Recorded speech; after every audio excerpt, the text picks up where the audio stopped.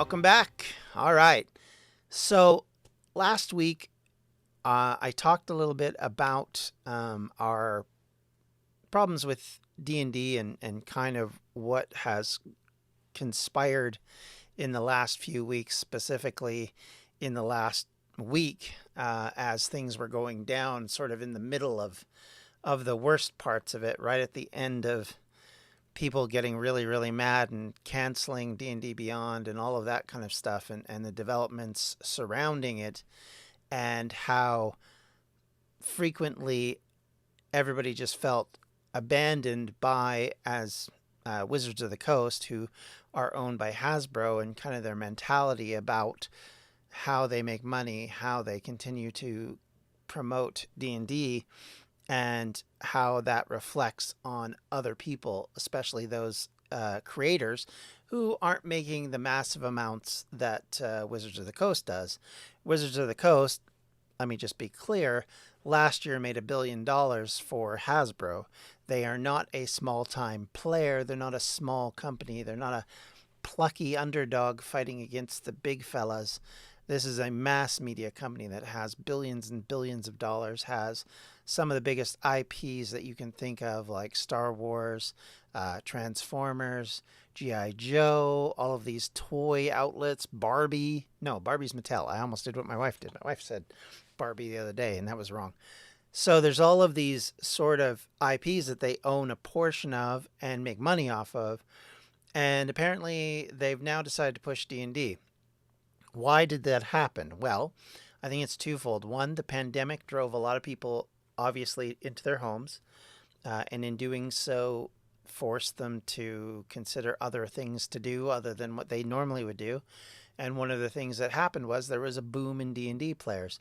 Part of what drove that was the fact that the Netflix show Stranger Things had one season where D&D played a big part of it. Of course, because the show is set in the 80s, D&D exploded in the 80s. It was a massive movement there, both because it really kicked off in that period, also because it became sort of the bad boy image of nerdity, for lack of a better phrasing. Effectively, it was a way for a nerd to look like they were, as demon sent as rock and roll artists and people who liked rock and roll music. It was, sort of the end of the really harsh era of censorship and the designs and ideas that were being built up around the fact that because D&D has gods and demons and all of that, that it was satanic. So there was a big push on that. In fact, they made a movie that Tom Hanks starred in, which was, I believe, called Mazes and Monsters, which featured, and it's a terrible film, just FYI, but I remember watching it as a young man. And it was all centered around this idea that D&D was this evil, demonic thing that was going to destroy the world. And, that it was all about trying to put in place this image of Satanism, for lack of a better phrase. So it became incredibly popular, as most things do when they're forbidden. And so Stranger Things, as I said, being set in the 80s, especially the mid and early 80s, D&D was massive in that period of time. So they start to feature it. That creates more interest in it as a whole in generations of people who grew up not playing it, as well as those who were parents of these children and adults who they themselves had been playing it. And so there was sort of a shared experience. Then the pandemic made it even easier to sort of continue that development. And people started playing online. You got virtual tabletops that start up like Roll20, which we use here with Copper Guardians and Rock of Cairbryn. So when you see map modes in our game, that's off of Roll20. You have your characters on Roll20. And so a number of different groups started to really make a lot of money off of this. And so one of the aspects of things that happened is there were people who decided to increase their financial gain through, and as well were people who played the game and who had been very excited by the game, decided to do things like create supplementary things that went along with what D&D had been producing, and in one respect became sort of their own version of D&D with Pathfinder, which was created by Paizo. I hope I'm saying that correctly. Um, and then a bunch of other companies came along once the fifth edition of Dungeons and Dragons started, which was a few years back. And they started to make more supplementary things that were actually linked into D&D. And the reason why they could do it legally was because there was this gaming license which allowed them, called the Open Gaming License 1.0, and then it became 1.0A, which allowed people who were not Wizards of the Coast, who had bought D&D by this point, to actually make these products and to be considered, if not official, at least allowable under the naming conventions. And they would use 5e in their books and things. You would actually see these supplementary books, and they'd have a little circle with 5e in the middle. That sort of to say, hey, we're kosher with Wizards. And so there was a bunch of things that over this period became popular to do.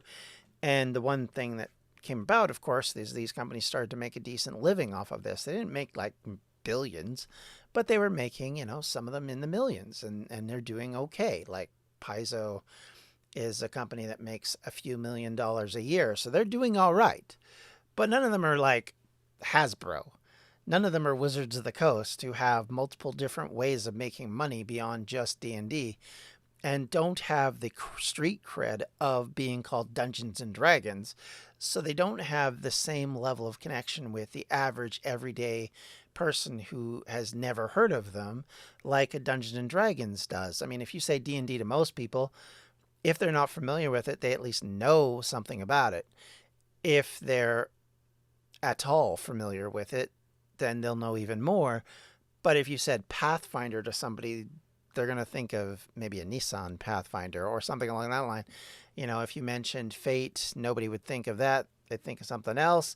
So there was all these other RPG games or tabletop role-playing games floating around that were making money, but not by any stretch had the street cred, the name recognition, the understanding in the way that we have with Dungeons and Dragons.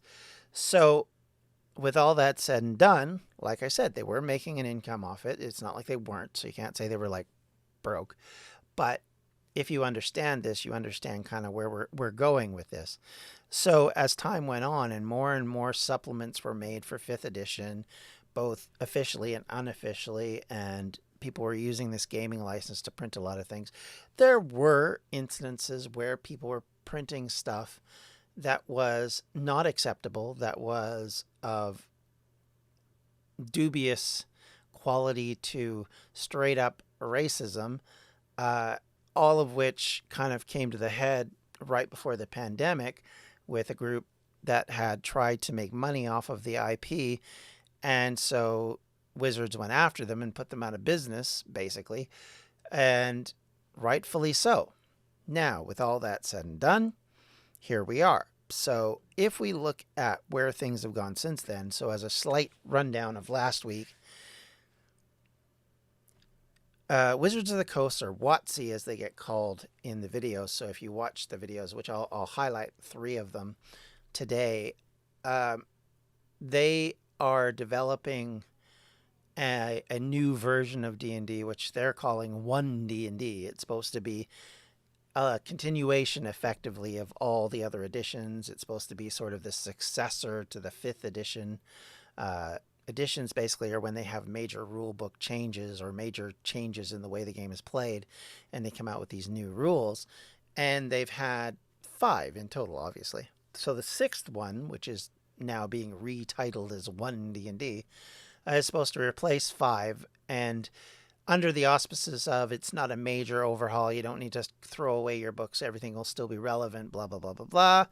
And then when they came out with it, it was very obvious that was not the case, that actually, yeah, there is very distinct changes to the way the game will work.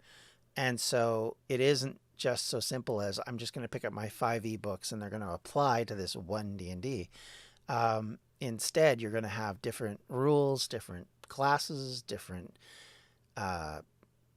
I can't think of the term they use. Species. There we go. That was one I had a bit of a thing about yet last week. Interestingly, I'll talk about an alternative I've seen to that because they didn't like the term race, which is what everything was being called. The elves were a race. The dwarves were a race. And I get the reasoning behind it. The problem is that was the original title, so that's kind of what they worked with. One of the advantages to people like Pathfinder is they've changed that, and they've actually gone with the term ancestry, which I actually think applies better in a way. It gets away from the troublesome naming convention, which I get the idea of that, and doesn't call it something it isn't because it's not a species. But anyway, so I like that aspect of it. But anyway, not to get too down that rabbit hole.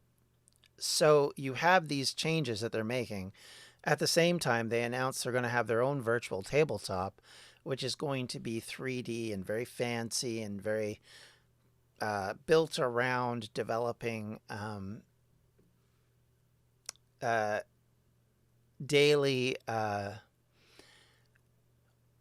of updates and things going on in regards to this. And so they are very much building towards this idea that they're going to have a virtual tabletop. It'll be a video game thing where you plug and play your own player characters, and your DM has control of a map system, which will be based on sample maps. I assume they won't necessarily...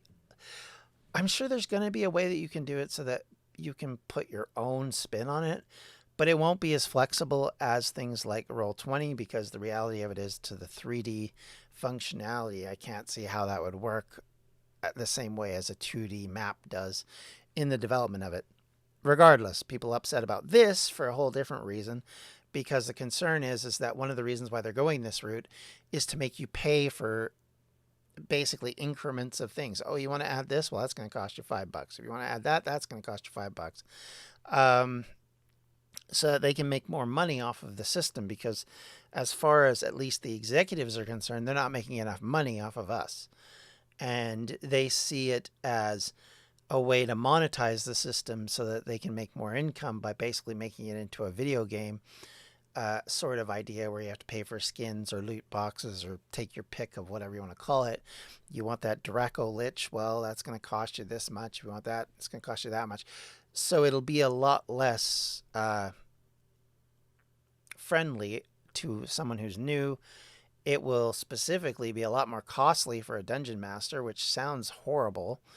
And it will create a gate between those that play D&D and those that have to play D&D on a virtual tabletop that doesn't work with this, because it won't necessarily have the same access. Like right now with Roll20, if I want to create a monster, I can put one on straight from the actual rules and the monster manual, put it right on the table, and they put up a token that represents that monster with all of its stats. Very simple.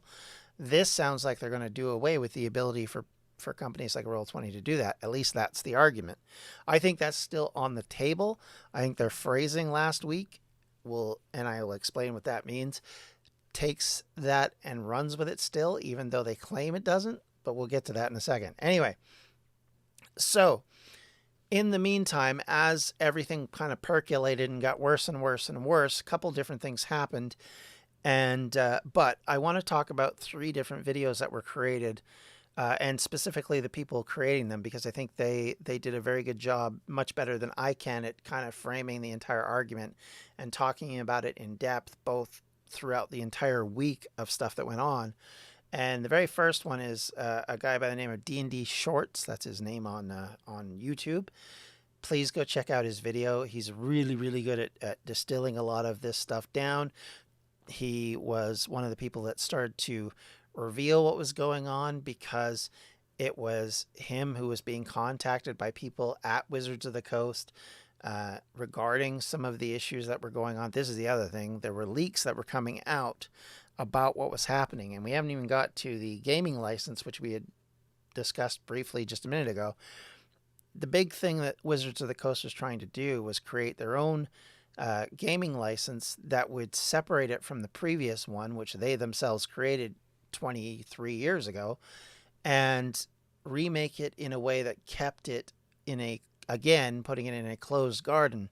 The way they would do that is by setting it up so that if you made a certain amount of money off of your material, $50,000 being the starting point, by the way, you would have to declare that you're making this money and explain to Wizards of the Coast how much money you're making, what things are making that money, and all of this kind of thing. So anything that was related to Wizards of the Coast material, D&D related stuff, would now have to be claimed as if they were a tax agency. If you made above $750,000 a year, which isn't a hard barrier to get to if you're doing published material and you're doing it frequently, then you would be expected, in fact, demanded, that you pay 25% of all your earnings to Wizards of the Coast.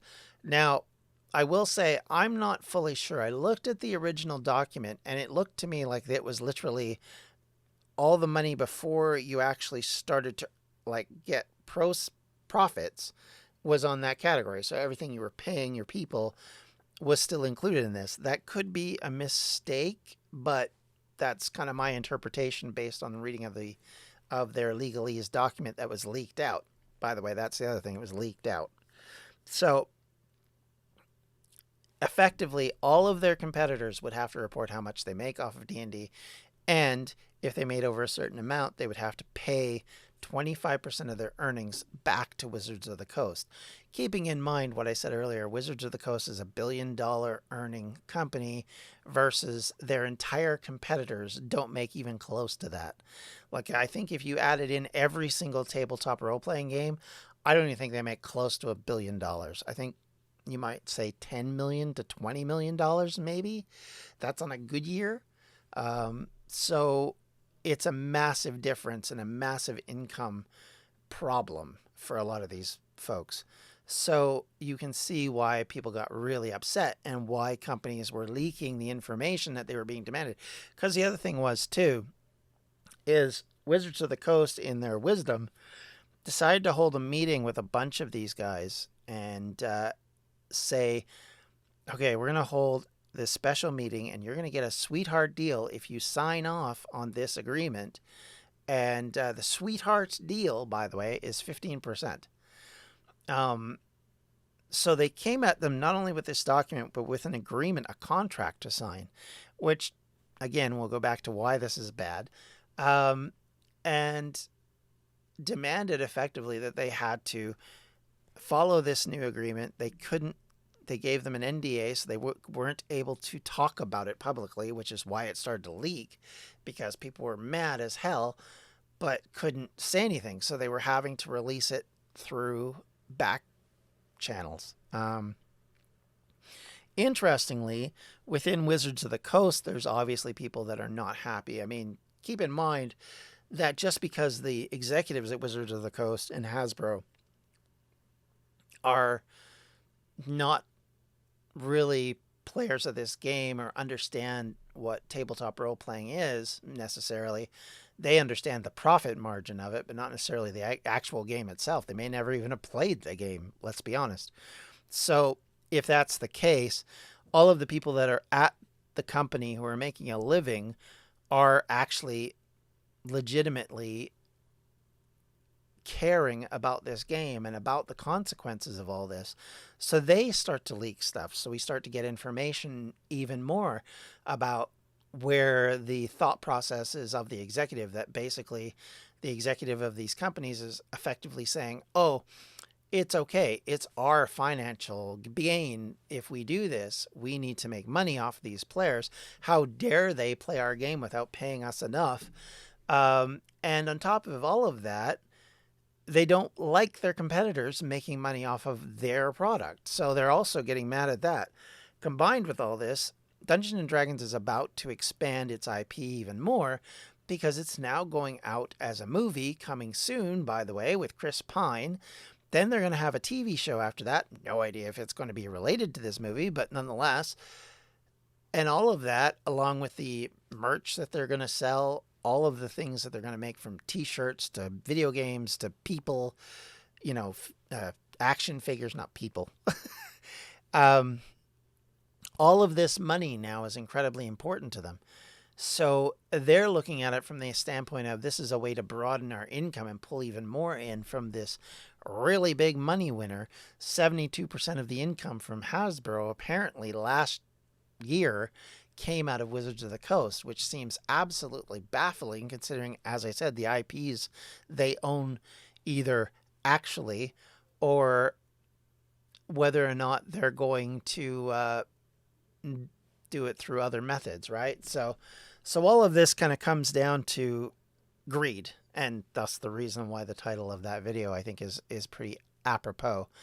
And we're going to talk about the lies and blame section in a second. Now, if you actually want to know more about what they can and can't do, because this has become an argument, and how it's affecting real people who are creating real things that are going to be creating games with it or are going to create supplements, well, check out Sherlock Humes or Mark Humes, who has been a creator in D&D for years, who does a live stream every Sunday with D&D game, where they do what we do, except for they do it on a weekly basis, and as well has worked with D&D Beyond, the subsidiary company that D&D bought last year, which he has done hosted games with them. He's been a part of a lot of their new developments and things. He's kind of seen as sort of a go-to dungeon master along with a few other people, who is used because he's very good and it's very popular what he's doing. So of course he's brought in for this kind of stuff, as is people like Matt Mercer and Brennan. Why is his last name escaped me? Brennan from Dimension 20. Sorry, I've forgotten his name. All of these guys are and Abria Iyengar, who are all, ladies and gentlemen, who do sessions for them, who have driven a lot of eyeballs to the system. Critical Role literally created a lot of D&D fans before it ever got to Stranger Things, because they became an incredibly popular Twitch stream, in part because they were originally linked with Geek and Sundry, but then developed on from there and continued to grow to the point now where they have tens of thousands of people watch them every Thursday to watch them game D&D games. And it's a lot of people who didn't play D&D before who are getting into it because of them. And before them were podcasts like ours, where people were live playing on a podcast and people would listen to that. And so a lot of people came on board because of these various media centric things. So for Mark, his big thing is, as a creator, as someone who's in the sphere of starting to create his own books and his own systems and his own supplementary, this is keeping him up at night, not just because the financial problems that this is going to cause if he has to sign off on something like this. It's also the fact that the backlash that's come about could actually put the game back where it was, 10, 15 years ago, where nobody's playing it, nobody talks about it. It's sort of that secret thing that only a few people do, and suddenly from a financial standpoint, it makes a lot less sense. And when your entire livelihood's built around it, as his is, then it becomes very scary. And to go on top of it with everything that's gone on, it's created a lot of problems. So again, that's another video to be sure to check. The last one I will recommend is a little different. It's by Legal Eagle. He's a lawyer who actually talks about legal things. What a surprise. But he gives a different perspective, which is based off of looking at the law versus what D&D or Wizards of the Coast or WotC, depending on how you want to call them, have done versus what they're really allowed to do and what legally they can get away with. And one of the things he points out, and I think it's good to think about this, is that Wizards of the Coast do not have copyright on the game in the rule books, not in the way that they claim they do, which is what created the original open gaming license. And so because of that, they may not actually be able to do some of the stuff they're trying to do. They can't force people who are using their rule book. They can force people who might be using like their characters or their NPCs or their classes and those kind of things where it's identifiably Dungeons and Dragons related. That they could probably do, but when it comes down to simple rule mechanics or game mechanics as they call it, they have no leg to stand on. So realistically, they don't necessarily want this to go to court, although some people have counter-argued that they kind of do because they think with the current makeup of the Supreme Court, they suspect they can win depending on the situation and then say, oh yeah, actually this is all copyright us. So that's a couple of the different perspectives. And of course, it's all about money. It's all about, different circumstances and situations in which you're looking at people trying to profit off of others. And they are looking at it from a tainted aspect, I would argue. Something that I think is a mistake. I think it's something they should know better. I think they forget how much money they've made because of this, because D&D 5th edition became so massive in part because they allowed this after not allowing it during the 4th edition version, which led to massive blowback on the community as a whole because nobody liked, well, nobody, I shouldn't say nobody because, hey, I didn't mind it, but a lot of people didn't like 4th edition. There was a lot of backlash towards it, and so supplements weren't made because you had to sign specific agreements if you're going to do that. So there was very little supplementary material. So the only material you really got was from Wizards of the Coast, and it was very, very poorly received. Probably one of the worst received editions out there. And because of that, when 5th edition came out and the way they did 5th edition and then working it within this same open gaming license meant that it became much more popular and everybody was so much more excited for it. And there was a lot more feeling of unity within the community, I guess I would say. Some people were still doing their own thing. Fate still does their own system, or I should say Evil Hat. They do the Fate system. I should say it that way. And you have people like Paizo who are doing their own thing. They're not using D&D related things anymore. If you look at what their system is, it's very different in ways. But again, the gaming mechanics, though, are similar. They're similar enough that you can play them both and not be completely flummoxed by it. If you know one, you'll be okay with the other. All that said and done, here's what's happened since I last talked about this. Now, that's just all what happened previously. Here's the current situation. So after that, on Wednesday night, and then on Thursday morning, so Wednesday night was when I did my little spiel about this last week. So Thursday morning, Paizo comes out with their own suggestion, basically in response to all this, because they'd been waiting for Wizards of the Coast to respond, and Wizards of the Coast just basically shut up. They didn't say anything. They said one little line of, we're going to talk about this soon, huh? And then did nothing. And then they were expected to announce something Thursday, and everybody thought that's when they were going to officially announce this version 1.1 of the open gaming license that I discussed earlier. Well, they didn't, because one of the leaks was people within Wizards of the Coast saying, if you drop your subscription to D&D Beyond, it's one of the metrics they're using to watch to see the reaction of the public, because they thought there'd be anger on social media, but that as time went on, people would get over it and it wouldn't hurt their bottom line. So, of course, immediately everybody went out and dropped their D&D Beyond subscriptions. I don't know how much. Nobody does, of course, but enough that it scared Wizards of the Coast. Enough that they reacted eventually. But as they didn't react and as they didn't do anything, Paizo comes out along with a bunch of other people who are making supplementary content for D&D, and they said, look, we're going to have our own open gaming license. It's not going to be affiliated with this other one. We're going to do it in behalf of the community rather than in behalf of the company.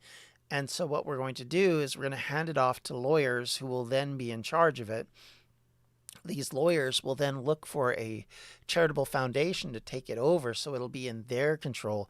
It won't be in the control of any one company who can then change the ownership of the company, dig at Wizards of the Coast, who then change their mind about how effective or how useful it is, and so thus mess everybody up in the process. So because of this, they then came out with this whole thing, and it suddenly changed the community. I can tell you for a fact that on Sunday previous, I was looking at Pathfinder stuff because I was getting annoyed with what had gone on with Wizards of the Coast, and that was before the major stuff came out the week following. And I saw that they'd had the game system in the store, and I thought, well, should I buy it? It's a lot of money. Maybe I'll wait. And then the next week happens. I go out. It's no longer in the store. And oh, by the way, it's no longer anywhere. You can't find a single one of the Pathfinder 2nd Edition core rulebooks in all of Edmonton and surrounding area. I looked. And I went through game stores, I went through bookstores, I went through everything. You cannot find it. So obviously other people who have been playing these tabletop role-playing games thought, maybe I'm going to move over. So they bought them. And then when I went to Amazon, who usually delivers in 1 day or less, they couldn't even deliver me one within 3 days. So yeah, there's been a bit of a run, shall we say, on Pathfinder. Now, of course, this is amongst the community that already knows about it, already understands it. So you're talking from the standpoint of what they're doing and saying. When you're talking about the community as a whole, like those outside of the community who aren't necessarily, or not outside of the community, but people who are not as knowledgeable about what's going on, they're just playing the game, they don't really understand, and they aren't in on all the social media talk. Now they're starting to move their money around. Well, all of a sudden, that got Wizards of the Coast attention real fast, and I know that they lost a lot of money. That's a big thing, and it definitely hurt them to have all these cancellations. Now, in the case of somebody like me who plays 6 months in advance for their D&D Beyond, they're going to get money out of me for another 3 months, 4 months before I'm going to actually have stopped. But I have canceled my subscription based on what's been revealed so far and my concerns about it. Now, Wizards of the Coast on Friday, which for those of you that don't know and aren't familiar with it, is the type of news day when you reveal bad news. Because the idea has always been is that people aren't paying attention. Because they're, my weekend's coming, I'm excited about that. So they're jumping up and down about their weekend, and they're not really paying attention to the media and the news and all of that kind of thing. They're more concerned about what they're going to do, what thing they're going to have to do on Friday night and blah, blah, blah, blah, blah. So there isn't that same demand or same ideal. So they release an update on the Open Gaming License, an article that they posted, by the way, to D&D Beyond rather than on the main D&D page, because apparently that's how they're doing this now, is everything's going out through D&D Beyond. And I'm not going to read through the entire thing. I think it's not worth reading through the entire thing. But let me just break it down for you. They claimed that it was just a draft that was leaked out. It wasn't the final copy. No. It was just a draft. We didn't mean for you people to think that this was what the final version of this was going to be. The Open Gaming License, which everybody else is very happy about, needed to change. We needed to update it. We needed to get it away from people who are going to do racist and homophobic things with it. And we wanted to make sure it was about you, it was about, protecting you, which of course is fake at the best and PR speak at worst. And then they would go on to this whole argument about, they wouldn't do anything without the fans' input, and they wouldn't do anything, they're being good stewards of the game. And that hasn't wavered for a second. And I can guarantee you, certainly people within Wizards of the Coast, that's accurate. The executives at Wizards of the Coast, and especially Hasbro, no, that's no. They don't care. The bottom line is what they care about, and that's very obvious because they were going to do this, and they actually set the deadline for last Friday when they posted this. So effectively, they gave people time to sign the contracts within a very short period of time and said, oh, by the way, it's going to go live now. And then they started backpedaling as soon as everything got worse and worse and worse. And then I had to backpedal with this. So again, they claim it's a draft document, that it was never meant to be the final thing. They were going to wait to see how the community felt, that they realize now they made a mistake. They use really cheesy language, which I guess they think is either funny or is reaching the community. But I would tell you for sure backfires like crazy when they say things like, we rolled a 1. It's like, yeah, you failed. Don't use our terminology. You just failed. You made a mess of this. You should recognize that. And then they went on to say effectively that, oh yeah, and I was going to point this out. My favorite thing that they say in here, so they're talking about the next OGL, or Open Gaming License, will contain provisions that allow us to protect and cultivate an inclusive environment that we are trying to build, specifically that covers only content of tabletop role-playing games. That means that other expressions such as educational, charitable campaigns, live streams, cosplay, VTT uses or virtual tabletop uses, etc. will remain unaffected by the OGL update. However, let me be clear on this. Just because it says it doesn't mean that they still can't wall off a garden that doesn't allow the VTT people to benefit.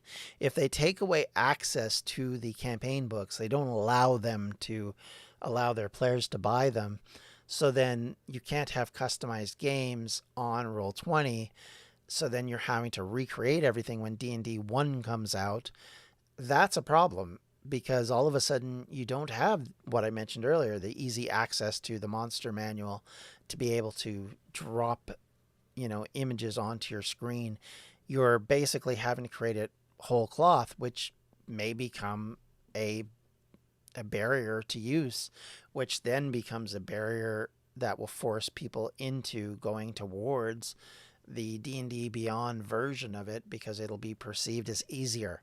And if they make it easier than the others, and the others are perceived as more complex, even if they're free or low cost, which Roll20 isn't free for players, it does. I believe it costs money if you want to be a dungeon master, but for a player, it costs you nothing to play it.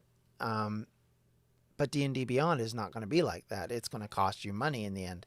If you want access to certain things, it will cost more and more money.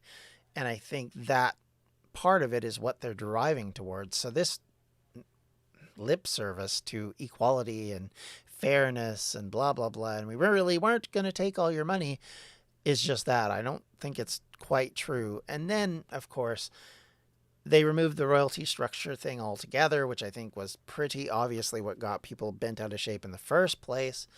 But all of this said and done, so they've gone through all these things. They say, oh, well, we learned, so we won as well as you did, which I think is hilarious, because no, you lost. You obviously lost. There is no winner when you're so embarrassed by the community to the point where it costs you tons, possibly millions of dollars. You've lost. That's you learned something, but it wasn't because you wanted to learn something. And that by definition is learning by losing. They always talk about how people learn through failure. Well, guess what? You failed. It's not a win. It's not a win to learn that bilking your entire community is a bad idea. That's called stupid, and you should have known better. And we're not a video game, and you shouldn't be treating us like we're a bunch of video game players. I don't think it's fair that they do it to video game players, but the reality of it is we've learned to accept these things even if we don't agree with them. And I think that's something that we have to, maybe as video game players, stop doing as well. And I would argue that the games that have had the most longevity, with the exception of maybe one or two, do so because they don't do these things. Like, think of Minecraft. Like, how many mod packs can you play of Minecraft having paid for one version of Minecraft? You're not paying for 8 versions of Minecraft and the mods that go with them and the resource packs each cost you would, I mean, Minecraft would love if you do that, and Microsoft especially. But the reality of it is that's not how the game has worked. Other games have. And for the community that has joined me recently, people who play Roblox, you know all about this because money is a big thing in Roblox. Um, all of that said, it has never been a big thing. And like, I should phrase it this way. Money is a big thing in tabletop role-playing games. There's no doubt about that. You don't do anything if you can't charge people for stuff. But it's never been perceived as the main thing because it's a world you create. Eventually, it's something you control with your friends around a table or through online play. And so the perception has always been that it's more than just, the books and the supplements. And in fact, if you really wanted to, you only ever have to, in D&D, buy 3 books. And you can run the entire thing with just 3 books. They're expensive books, don't get me wrong, but you could do it. And if you really didn't want to change editions, you could do it for, 3 decades, 4, depending on who you are and how long you've been playing.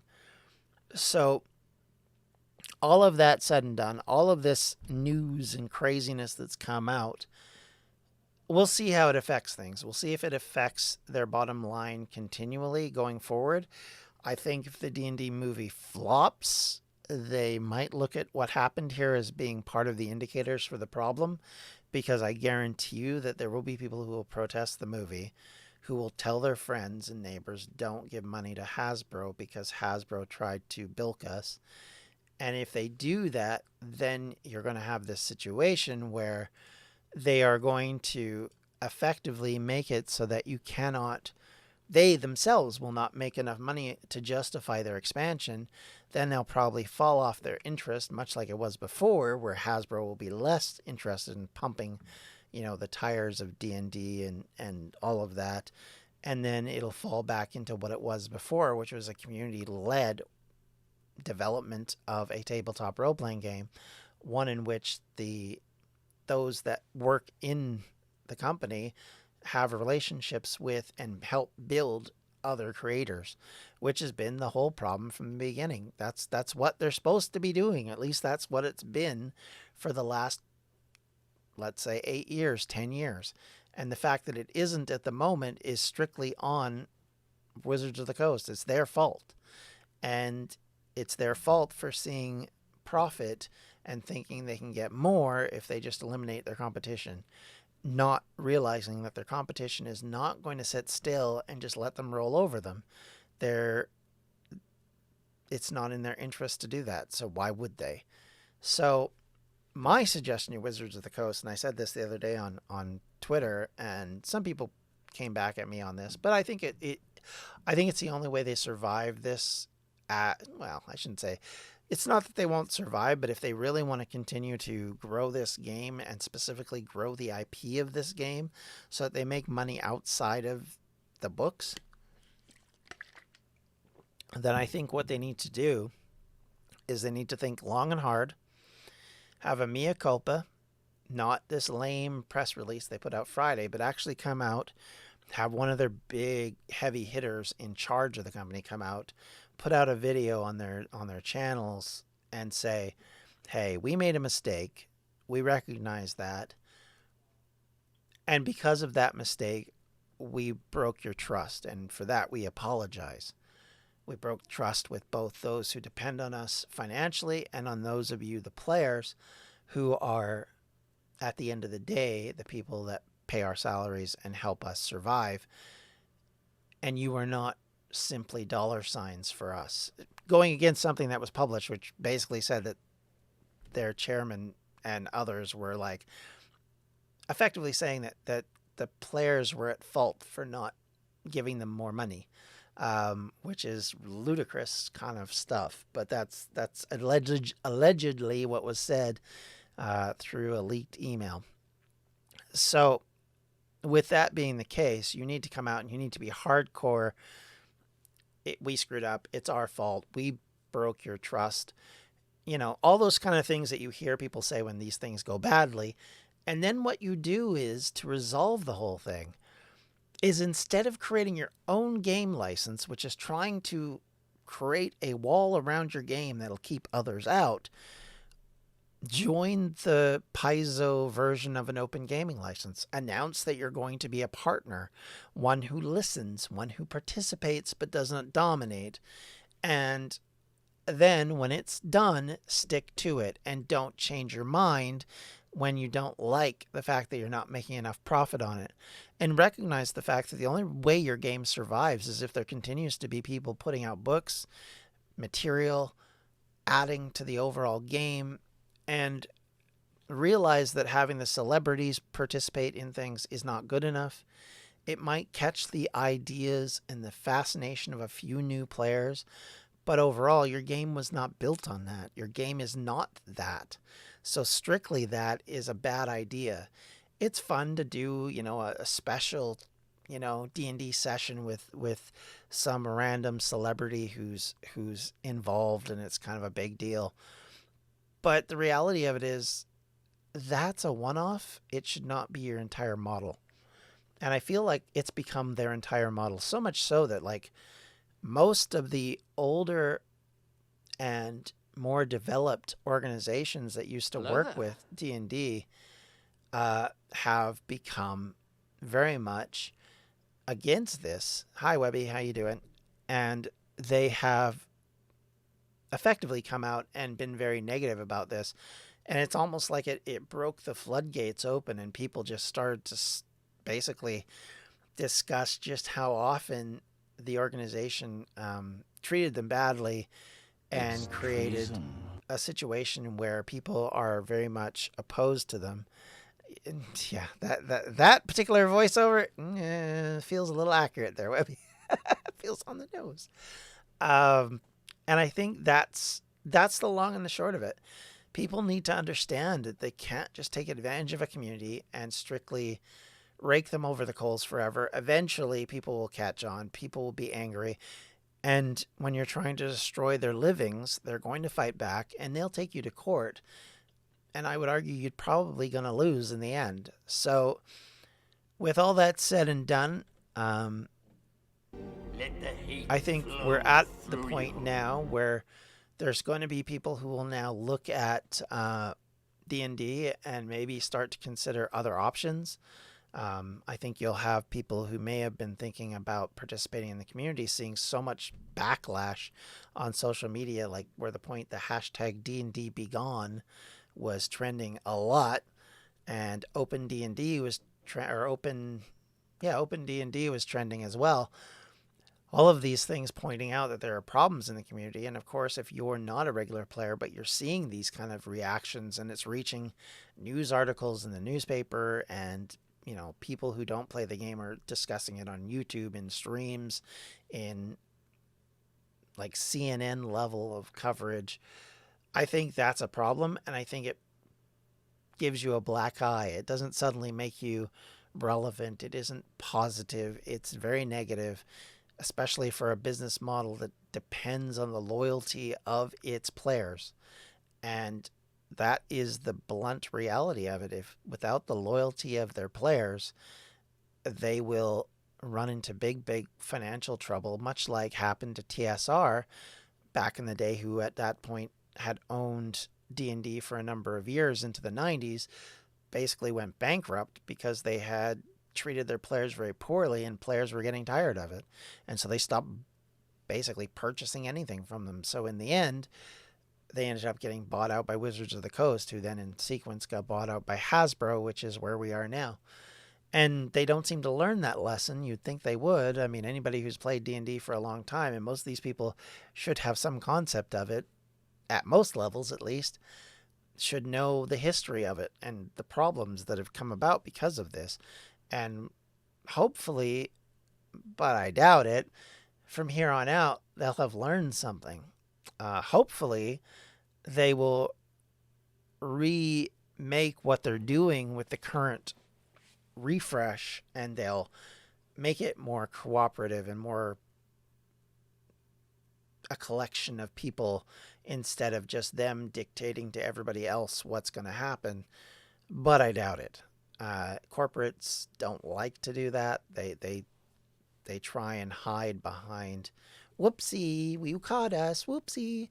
And then they pretend like they were just like you. You know, it's like that Jeff Goldblum meme from Thor Ragnarok, where he comes out and said, "Yay, we both won," and it's like, no, that's not what's happened here.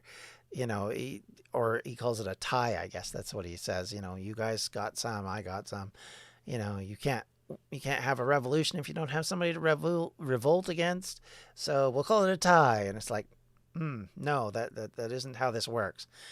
And that's what I got from what wizards were saying when they say things like, you know, you guys won, but so did we. It's like, no, no, you lost because what you wanted to do, you now can't do, or at least if you do it, you're going to fall even more by the wayside. So I think that's something that I hope they learn their lesson on, but we'll see. We'll see what happens in the future. But that's kind of part two and the end of my little drama coverage on this front. If you'd like to subscribe to our channel, please do so here. If you'd like to see what we've done in the past, please check it out up here. And if you'd like to check out all of our content, you can do so at distractionsmedia.com.